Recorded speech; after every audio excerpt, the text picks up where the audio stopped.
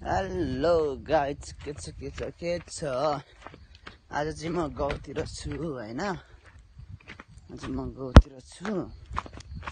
म चाहिँ यहाँ डाँडामा किन आएको भने म चाहिँ यहाँ भ्यू लाग्छ अरे हैन।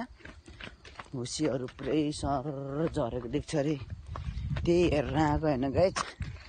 आएको त आएको, म आइपुग्यो कि म त एकपल्ट छक्क भयो कि है गाइज। कसरी छक्क पऱ्यो भन्दाखेरि हुन्छ नि अब केही कुरा हैन, राम्रै कुरा। म त छक्क परेँ कि अन्त यिनीहरू भ्यू त लाग्छ भनेको कसरी लाग्छ हेर्न आएको म हैन। अनि यस्तो हेर्दाखेरि पहिला त्यता हेर्दाखेरि चाहिँ यस्तो देखेन, त्यहाँबाट यस्तो सबै देखेँ, त्यहाँबाट यस्तो मैले झरेको देखेँ कि गाइस। हेर्नु मुनि जाँदैछ क्या बबाल छैन त, बबाल छ नि हैन। अनि यतातिरै यत्रो ठुलो भिर छ, वहाँ पर चाहिँ पुरै घरहरू बागमती थियो, हुसुहरू यहाँ छैन।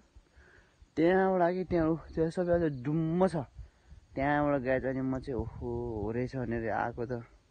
साँच्चीकै हो रहेछ, मैले त फटा बोलेको भनेर आएको होइन रहेछ, तर बगेको रहेछ हैन। यो चाहिँ बहुत तल छ, बाटो छ कि है पहिरो गएर रहेछ, बहुत गहिरो छ यहाँ चाहिँ, राम्रै रहेछ हैन। अब